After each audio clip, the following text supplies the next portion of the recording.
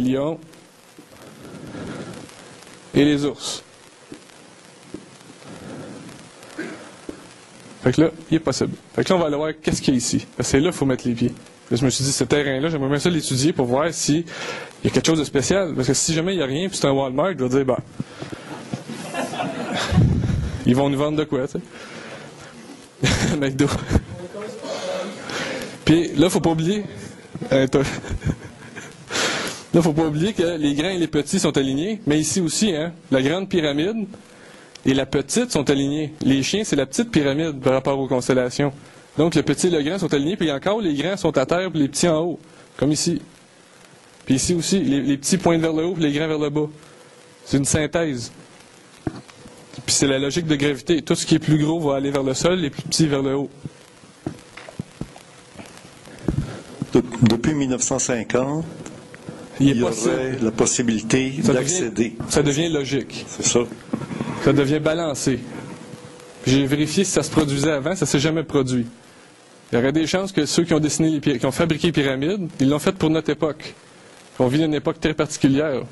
L'évolution technologique est en train de refléter notre réalité. On ne saura plus qu'est-ce qui est vrai et faux tantôt. C'est ça qui est dangereux. Là, j'ai les pieds ici. Fait que là, on s'en va voir ici, qu'est-ce qu'il y a là. Bon. En mettant la nébuleuse, on voit qu'il y a un édifice édifié ici. Fait que j'ai voulu savoir qui est là. C'est quoi ça, cet édifice-là? Il y a un building, quelqu'un qui le sait, il y a quelqu'un qui s'est établi une demeure pile sur M42 pour ouvrir la porte d'étoile la plus brillante. Fait que les autres doivent le savoir comment ça marche. Ou ils ont trouvé un objet spécial à cet endroit, qui est comme l'ouverture de la porte. Et je vais aller pas à pas. On voit l'édifice, les pyramides sont loin. Là. Ici, on voit qu'il y a quelque chose sur le terrain. Le building est fait sur le long. Là. On va aller étudier le terrain.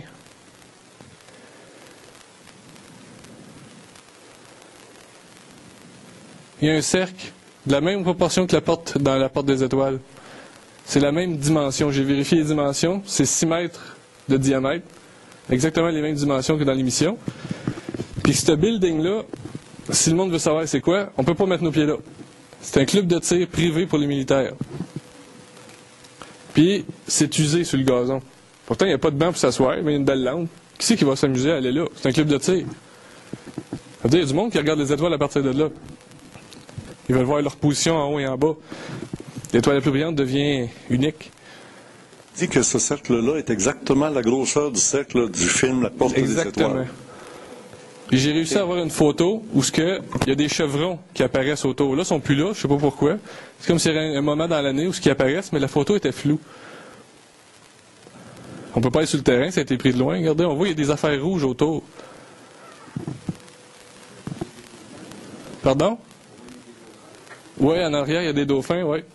C'est très spécial qu'on en parle des dauphins, c'est parce qu'il y a un institut qui s'appelle l'Institut Sirius en Hawaï qui étudie l'intelligence des dauphins face à leur pouvoir d'écolocation. Ils commencent à se rendre compte que l'écolocation des dauphins peut lire la pensée humaine, parce que ça traverse la matière, leur écolocation. Ils ont fait des tests, puis il paraîtrait qu'ils savent exactement ce qu'on pense quand ils nous regardent, parce qu'ils scannent le cerveau grâce à leur écolocation. Chaque activité cérébrale, c'est de la chaleur. L'écolocation détecte cette chaleur-là, puis ils refont leur image dans leur cerveau, puis ils peuvent exactement ressentir la même chose. Ils ont mis du monde qui avait peur dans un bassin. Puis les dauphins se sont tenus bien loin des gens. Puis ils ont mis des gens qui étaient dans un bassin qui pensaient à se faire toucher les pieds. Puis ils ont tous été à leurs pieds. C'est sur Internet. C'est l'Institut Sirius à Hawaï. Ils font l'étude des dauphins. Je ne sais pas pourquoi ils ont appelé ça l'Institut Sirius. C'est assez intriguant. OK. Si je reviens, je reprends mes fils. On voit qu'il y a rien que ça, cet édifice-là, dans le coin. Là. Il n'y a rien d'autre. M42 au sol. La nébuleuse M42. Dans l'eau, il faut mettre les pieds. Voilà l'enseigne.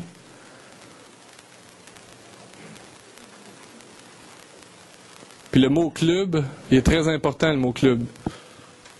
Club veut dire membre. Ça veut dire que c'est du monde juste privilégié qui ont le droit de mettre les pieds là, on dirait. Puis ils savent shooter. Ça veut dire que c'est les meilleurs des meilleurs. Ça veut dire que c'est très bien protégé comme endroit.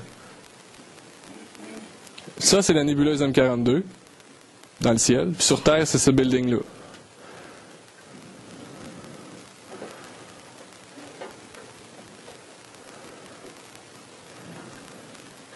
Fait que c'est les pieds, c'est ici. Fait que tout ce que je vous ai montré tantôt devient logique quand on a un pied ici. Fait que si on s'en va comparer ça à la porte des étoiles, juste l'émission de science-fiction,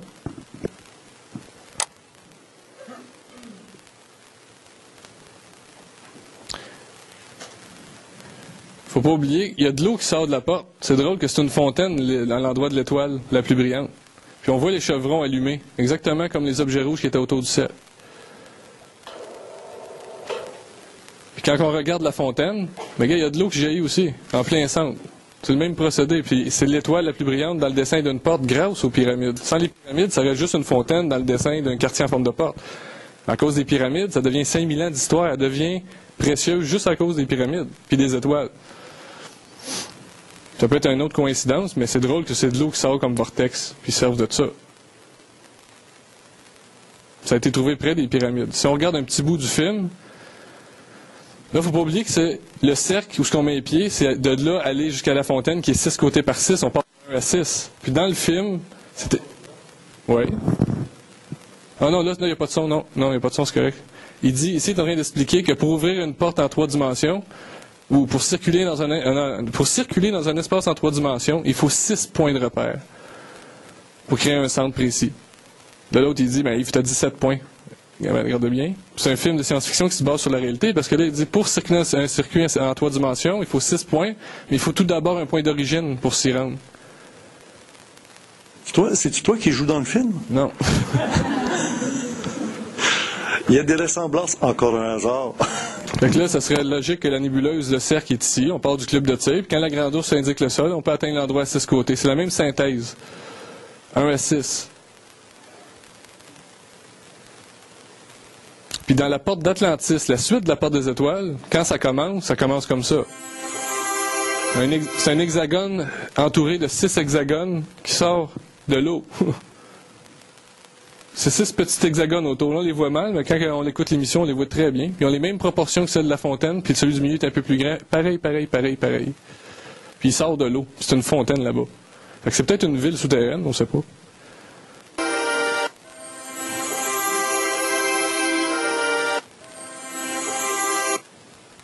Puis dans l'émission... Encore un hasard. Ah oui, il y en a tellement.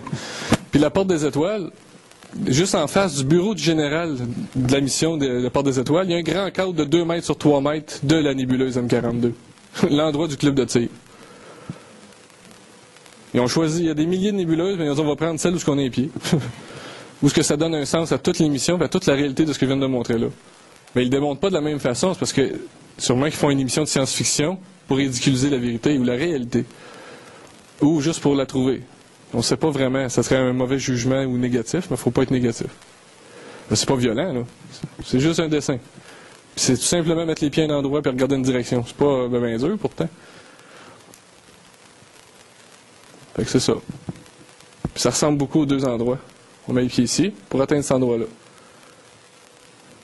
Grâce aux pyramides, aux étoiles. Tard. Mais ce qui est spécial aussi, c'est qu'aucun être humain peut fabriquer ça. C'est les étoiles et la Terre qui s'alignent, c'est une synthèse à dessin qui se multiplie. Puis pour faire une pyramide, avec les mêmes angles de celle de Gizeh, et là, elle est convexe-concave. On voit à l'intérieur, puis à l'extérieur, c'est le même dessin, il est juste opposé. C'est le seul moyen pour les faire exactement avec les mêmes angles. Il faut fabriquer une étoile la plus brillante. Voir, là, on voit bien. Mais donc, tu arrives à faire la pyramide avec une étoile à 6 points. La plus brillante, parce que les pyramides servent à atteindre l'étoile au sol. Mais là, prends ton chandail, parce que je voudrais qu'à la caméra, on la voit très bien. On la voit bien.